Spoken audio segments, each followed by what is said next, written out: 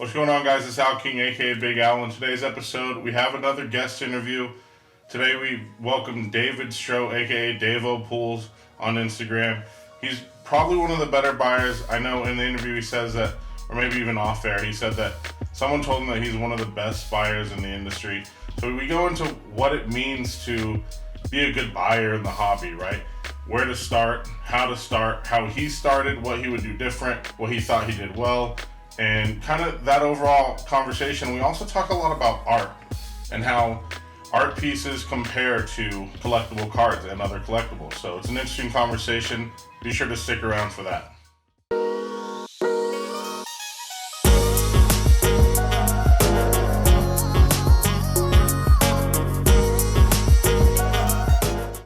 What's going on, guys? I got my friend David Stroh, aka Davo Pools, on Instagram. Dave, thanks for joining me. How are you? I'm good, man. How are you? Thanks for having me. Yeah, of course, dude. Hey, just tell me a little bit about yourself and who you are outside of the card world. Like, I know you inside the card world. I think some people that'll watch this probably know who you are as well. Who are you outside of the card world, in real life, IRL? Yeah, good question. I essentially started off as a golf professional, went to school for golf, wanted to be top 5 teacher actually in the world, and was studying the golf swing kind of religiously. I was playing about 14 hours a day, practicing, coaching, etc. Coached a couple of national champions at like the D3 level in college. So was doing that, injured my back for a 4th time actually, and it was kind of the end all be all as golf would be for my life. And it was kind of hard to go up and teach students when I couldn't hit the shots anymore, work the ball the way that I wanted to, and kind of train them and teach them. So had to kind of figure out like, hey, what the hell is next? So I hopped around, did a couple of jobs, small 1 month, 2 month stints at certain positions. Didn't really enjoy anything I was doing. Ended up working for a remediation company down in Florida, kind of like fire chasing, insurance, etc. And was fortunate enough to work with some guys that owned the company. They kind of like gave me a seat at the table to help them, but their company was going bankrupt. So I ended up actually recruiting. Since then, I've been recruiting for about 5, maybe 6 years, and pretty fortunate that, my parents had been doing recruiting and have a company in it. So I kind of knew how it operated and how it functioned, but kind of just took it upon myself to learn as much as I could. The first year was a lot of trial and error. And then the second year, I actually was fortunate enough to get granted an opportunity at a consulting firm. They were trying to stand up an entire Midwest practice, drove about $27 million in revenue for them, kind of out of thin air in the year that I was there. From there, went to a corporate company, helped them go from about 200 people as a startup to over 700. Their revenue went from about 500 million a year to over 5 billion in the 19 months that I was there. And I said, okay, I think I've kind of figured this out. I think I know what I'm doing at this point. I know how to scale companies out through good talent. And I started my own consulting practice. So for the last couple of years, I've been doing that. And I've helped about 4 companies go public in the last 2 years. I'm currently working with a client of mine that's going to be going public here shortly. And that's kind of what I do outside of cards. Own a couple of software startup companies as well.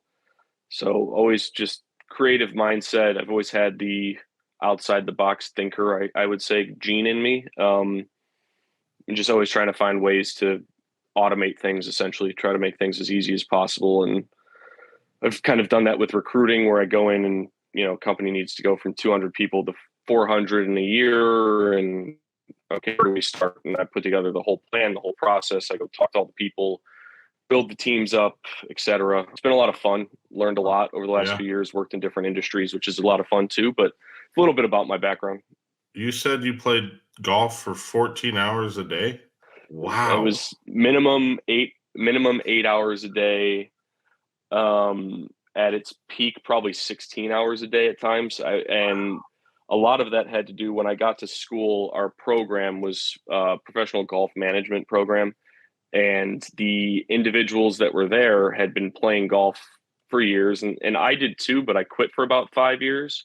And I just picked it up again over one summer and said, okay, I kind of want to make a career out of this. So I was one of the bottom 6 players out of females and males in the program. Out of 256 people, I was in the bottom six in terms of my scoring average, in terms of my playing ability. So I knew I had to push myself. So I started waking up at 5:30 every morning, made my breakfast, showered by 6, would walk over to the golf course. I was the first one on the tee box, first one on the driving range every morning, putting, chipping, practicing. I had a whole schedule. We had an incredible facility at the college that I went to, since we were 256 kids in a golf program at this D3 school. So we had an incredible driving range. We had, a wedge range, multiple chipping and putting greens, very spoiled. And there was a 18-hole golf course on campus as well. And it was very narrow, very tight, and you had to hit the ball accurately. And I was hitting the ball out of bounds all the time when I first got down there, and shooting in the 90s. And I lied about my scoring average so I could get into the program. Even if our director sees this, Mr. Hogg, don't kill me. I did lie about my scoring average. But within about 9 months, I had the second best scoring average in the school. And I just realized that time and dedication and hard work really pay off. Kind of similar to like recruiting. I was working, 16-hour days. When I started my company, it was 120-hour weeks. And it's one of those things, everyone wants to get rich, everyone wants to make money, but it takes hard work and dedication, and there's no time off. So round the clock grind. Yeah. Let's slide over to cards a little bit. In college, you were obviously golfing a ton. You had more free time than you knew what to do with after golf went away with the back injuries. When did you start collecting? Did you collect in college? Did you collect before college?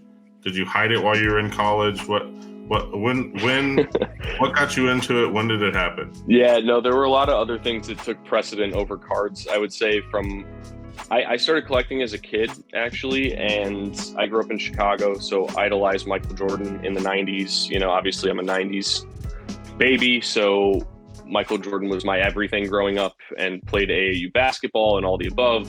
Played a lot of sports growing up, but I collected probably up until I was about 13 or 14 years old. And actually the last box of cards that I opened by myself, I took my Christmas money when I was 13 in 2003, bought a box of SPX basketball to try to hit a LeBron RPA, and I actually pulled one. Crazy story about that.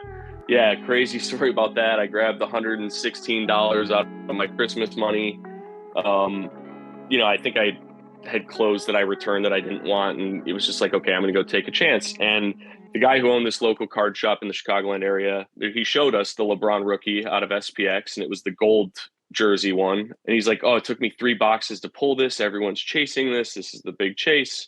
So I literally just went 1, 2, 3, pulled out the third box, and in that box, the LeBron rookie RPA was in it. Actually held on to it until about 2.5 years ago, and I sold it for about $10,000 raw, basically at the peak of cards again. And there was someone in Chicago who bought it off me, probably a kid around my age, I would say, a guy around my age, and he was getting married, and his wife was pissed, but he was like, babe, I got to buy this card. It's going to be worth way more. And I think if he sold it a couple months later, he probably did pretty well for himself, but now it's, I know a 9, 5, 10 does about 10K. So hopefully, and I don't think it would have graded well, which is one of the main reasons I sold it raw. But I started collecting as a kid, stopped when, travel sports kind of came into the scene, and, started probably smoking too much weed and drinking and, doing the teenage shit that most people do. So a lot of things took precedent, like I said, over cards. And I just picked it up about 8 months ago again. So I've been doing this for 8 months, 9 months, and obsessed with it. The first thing I do every day is check eBay, all the auction houses, seeing if the cards I want are posted, what's selling, what's not. It's become, I would say, more than a hobby and a passion. It's kind of like I'm obsessed. I've got OCD about it, but I love it. Yeah. I would say 1,000% what you just said. It was very similar path for collecting. As a kid, collected other things. Took precedent for, I don't know, 10 years. 8, 10 years, girls, money, other types of money, jobs, all that stuff, whatever it was, took precedent.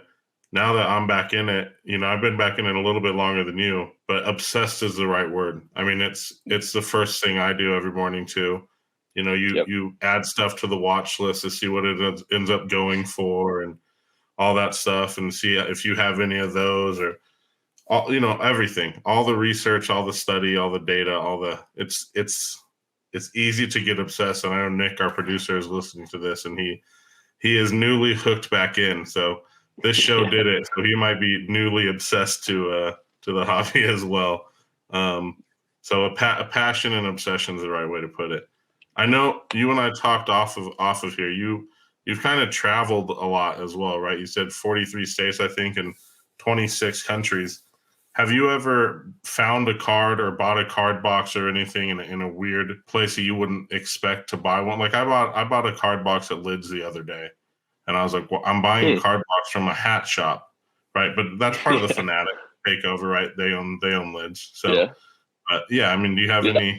anything like that? I wouldn't say I've ever bought any, but I have gone into just like random stores over in Italy per se, and like, it's kind of like a jewelry shop, but then they've got a couple of high-end collectible cards there, and you're just sitting there like, wait a second, what the hell is this doing in the middle of Italy? But I think a lot of that stems from obviously Kobe speaking multiple languages and really globalizing the game of basketball. You look at the things that are happening in the baseball world with Japan and all these other countries, and not just the Latin American countries is what we've been kind of accustomed to, I would say, for the last 20 or 30 years in baseball. But you're getting these Asia Pacific countries that are globalizing the sporting realm outside of the sports that they used to play, I would say, predominantly. And Kobe obviously influenced that. You've got guys like Tony Kukoc and Dirk Nowitzki and all these other just Euro ballers that are coming over. Luka's a very big example of that in basketball nowadays. But I think with that, you're going to start to see the cards expand, and there's a lot of money in other countries. Like there's a lot that's wrapped up here in the US, but I think you'll see these cards, especially the high-end collectible ones, which is kind of what I chase in my collection. I think you'll see those become more and more prevalent across the globe. Similar to artwork, with people collecting Van Goghs or just whatever they can get their hands on. I think that's going to become baseball, basketball cards. I don't know so much about football. I'm not a big football collector, so probably not the best person to ask about that. But, I know that they're starting to obviously have games over in London as well, and just little things that they're trying to expand their outreach and just their viewership, which I think will obviously expand the hobby too. I think you just comped it to artwork. When people ask me why are you buying things 3x4 pieces of cardboard for X amount of money, for what? Why are you collecting that? People really kind of get baffled if they're not in it. And I usually use a piece of art, like, well, for the same reason someone buys a Van Gogh or a Picasso piece and hangs it on their wall, because it's a collectible. It's something that they desire, that they're proud of, that they can be happy with owning, right? And so I think the fact that you comped it to artwork is it's the right way to put it. I would say it makes more sense to other people. Yeah, and I love art. I'm a big painting collector. I love abstract artwork. I'm actually not at my place currently, which you and I discussed before this, but I like paintings that they're painted a certain way where you're supposed to catch little things that might look like the Grinch in the corner because the paintbrushes were moving a certain way, and the artist may not have intended for it, but that's what it could be perceived as. So I think with cards, though, what really draws me to the appeal is that eye appeal, and the cards. And I've got a couple that obviously I'll show you during this conversation. But to me, it's all about eye appeal and what looks pretty. There's actually a Kobe Bryant card that sold last night called Illustrious Ink out of Impeccable. It's got yellow, it's got purple, it's got a picture of him doing kind of the LeBron tribute card that they just made a couple years back, and I look at a card like that and it's numbered to 15, and then they have a couple that are numbered to 3. And those are the kind of pieces to me that will stand out and across time, where, you get these other ones that might be, and this is just the way that I collect and the way that I want to start building my personal collection, is just something that pops to the eye or catches your attention. When you walk into a room, you see it amongst other cards, maybe in a card display, and you're like, holy shit, that one looks so pretty. What is that? And your eye Mm-hmm. is drawn to it instantly. It's why I really love kind of prism blacks, and you get the refractor with the black look. You got the gold cards. Anything gold stands out, and it looks like a border frame on a piece of art, and like the borders that they use for the artwork itself. Yep. And then you've got these other cards that are just, to me, it's like the Color Blast, for instance, is my favorite insert in the hobby. And to me, it's got that eye appeal. It's got that pop. It's got the white background and it draws your eye in instantly. Anytime you go with, and I don't know for the viewership that might be listening to this, if you go to a card show and if you walk around and you see vendors posting up their cards, your eye will be drawn to a Color Blast instantaneously when Oh you go yeah. past one of the stands. It's one of the first cards that your eye looks at. So those are Oh the yeah. kind of pieces that, to me, that's why it looks like artwork. And I think with Fanatics taking over, I wouldn't be surprised if we see something along the lines of famous artists coming into the mix. And, you've got especially like the Star Wars collections with the sketch work. That's a huge, huge, huge appeal to the Star Wars collectors. And I don't collect Star Wars at all. I Sure. probably should predecess this. So I don't really know what I'm talking about with that, but I know that those sketch pieces are collector's items. And I think that we could see that in the card industry over time, where you've got these incredible modern painters and they might do a sketch, and then that maybe they'll do it with the person live, and they might sit down in a room with, let's say, Anthony Edwards or, like a Kevin Durant after he retires, and they'll make 5 of them, but it'll all be original ones and they'll look similar, but there might be a couple different paint strokes that are different here and there. And one might sell for way more than the other because it's got that extra paint stroke. So I just could see things like that over time happening to this as well. But that's, for me, that's why I love to collect. That's what I like to keep in my personal collection, is guys that I believe in, and then cards that just have really good eye appeal. Yeah, no, the eye appeal for sure goes back to the art thing we were talking about. I was kind of grabbing some stuff as you were talking about, like, famous artists coming into the fold. Project 70, Project 100 cards for baseball? Yeah, I've heard of them. Yeah. So Yeah. this is a Mickey Mantle piece, right? This is all by the same artist. And I think you're right. Fanatics is going to do more. This is all Alex Hardy is the artist, right?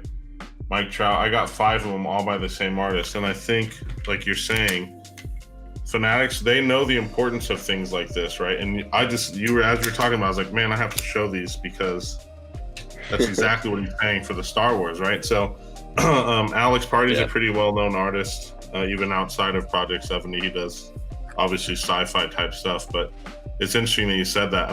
We're talking about artwork more than anyone I've talked about artwork with on any episode, so this is kind of cool. What a different avenue. But let's slide back kind of to the research, what we were talking about, like the obsession. When you're looking on eBay, when you're looking to buy, let's put ourselves in the mind of, hey, I have a little bit of extra money. I remember collecting cards as a kid. This is great. I want to do it again. Where do I go? How do I start? What do I know I want to buy? How do I know what I want to buy? What would you say to that person? Yeah, it's a very good question. I kind of learned trial and error on this and what I like to collect. And, I started off with breaking again. And I think that there's a lot of good that comes with breaking. And then there's also a lot of bad, like I think it gets negative reps across the board in certain elements. But I think it's a good place to start, and maybe just watching people opening up boxes to see scarcity of cards, which is one thing that I look for, is how rare is that card. Like, for instance, I think this is a good segue into the Bones Black Prism 1 of 1. So this card, there's only one of these in the world. It's technically, some people might say it's Bones' 4th best card. I think it's his 2nd best card in existence. NT Logo Man RPA is probably just slightly above this. Sure. And I ended up trading multiple cards for this, but one of the cards that I gave up was a very nice Michael Jordan piece out of Exquisite. And it was a autograph, game worn, 3-color patch, beautiful card. But in my head, I said, hey, there are thousands of exquisite Michael Jordan cards. They made that from 2003 all the way up to about 2010 roughly. So with that being said, a one of one card like this, I did some math too, and this goes back to data that we're kind of getting into. This is a conservative number because I don't know the actual print runs on Prism, but this is taking into account assumptions that half of the parallels that you pull out of Prism will be 11 of them will be numbered parallels. So anything from 1 all the way up to 199, 299, I think is the highest one they have. So 11 of the 22, half of them will be a numbered parallel. The other half will be hypers, silvers, or ruby waves. And if you take that into account, the odds of pulling a base black card out of Prism are 1 out of 4.6 million. So you have a 1 in 4.6 million chance to pull a base black card. So when I look at cards that I like to collect, it is scarcity, it is print runs, it is, what is the population on the card when it's graded? If you don't know what that means for those that might just be, getting into the hobby, a lot of the money and the value in the card is how well it's graded. And it goes back to kind of the artwork piece that we were talking about, where if a card is a black label, it means that it's absolutely pristine from top to bottom. There's no corner bends, there's no issues. It is almost an immaculate card from top to bottom, cut perfectly, centered perfectly, which is extremely rare, even though there are machines that are doing most of the printing on these. So we've been talking a lot about, how long we've been back in the hobby and these types of things. For someone who remembers collecting as a kid, having fun, has a little bit more money sitting around than they maybe have before in life, and they're like, hey, I kind of want to get back into this. How do I know what to buy? Where do I start? What do I even do? What would you say to someone like that? I would say definitely check out Breaking to start, watch it, start to figure out what you like. And then once you know what you like, figure out what players or what teams you want to collect. Whether it's rookie cards, most people like to collect rookie cards, but I actually know someone who he has everything but their rookie cards, which is kind of backwards from what most people would want to collect and trying to make money on. And, it's interesting how, but that person likes to collect that person after their rookie season because they were traded after their rookie season to a different team. And that's when they started following them. So those are the things that I would say, and don't get influenced by other people. I think that's one of the major things that I always try to tell people when I'm educating them, if they're getting back into the hobby, is don't just go and buy what everyone else buys. Don't go buy the player that everyone else is wanting to buy. Figure out what you like. There's going to be certain things you like, certain things you don't. I personally stick to about 2 or 3 products now, and that's kind of what I like, and I've learned that. And then there's obviously certain players that I like that have, again, getting back to what I talked about with the artwork and the idol, there are certain cards that just pop out and stand out and say, oh my gosh, I have to have that. And those are the ones that I kind of go after now. The Kobe card that sold last night, unfortunately it sold for more than I thought it should have, so I didn't end up buying it. But with that, I was willing to go up, but I thought the market run was on it just because it had that eye appeal. Yeah, it goes back to collect what you like, and even if it doesn't hold monetary value, to me, something that's nostalgic or something that has that eye appeal, even if it's a $5 card compared to a $50 card, I think it goes to, like, at the end of the day, I look at this as artwork. I look at this as, okay, one day when I buy a house and I've got a den, I'm going to have a whole memorabilia section of all of my cards, and which ones do I want to put where and why? And what is it going to look like if I combine these two on a wall together? So again, going back to like this historic ticket Kobe that I have, I picked up the Kevin Durant one because now I want to get the whole set, and I want to get the highest rated card in each set. So I want to get Carmelo's Gem 10. I want to get Kevin Durant's Gem 10. And I want to have part of this one day den portion of it be all dedicated to those historic rookie ticket cracked ice autos. And I just think they look really cool. I think it's a cool set to own. There's only 8 cards in it, which makes it a little bit more appealing too. It's not going to cost me an arm and a leg to go get 50 cards in a set. Yeah, so it might be a little bit harder to attain just because there's only 15 of each card. So at the end of the day, there's 120 of the cards total, and I need, one of the 15 of each player, but I still have one that, you put on one of the shelves, it's going to pop. It's going to have that eye appeal. Look great. And most of the players on the list are guys that I wouldn't mind having a card of either. That's another thing that I would tell anyone who's getting into the hobby too, is collect who you like. You don't have to chase the biggest rookie class. And maybe he becomes what Giannis did years ago when he was, drafted 13th overall, and now he's one of the iconic people in the league. Right. So those are the things that I tell people, is just figure out what you like, figure out the players you like, whether it's a team that you want to chase. I know people that collect by team. I know people that collect by player. And then I know people that try to flip cards and make money on it. And I think that sector, there's a market for that too. So it's really just, what's your preference? What are you looking to do? And what do you like? Dude, I appreciate your time, and this was great. I had a lot of fun. Thanks for hopping on and being a part of Throwing Breaks. Yeah, thank you for your time, Al. I appreciate the invite. Happy to hop on again if you guys want to chat. I'm sure we will. I know you and I chatted a little bit before this, so we'll chat again. But thank you. Cool. Yeah, thanks, Dave.